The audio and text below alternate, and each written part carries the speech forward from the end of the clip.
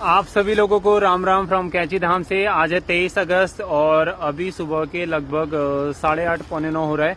और आज का जो मौसम है वो कुछ ऐसा है। कैंची धाम के दिव्य दर्शन, बहुत सुंदर मौसम हो रहा है। इस तरफ बिल्कुल बंद है।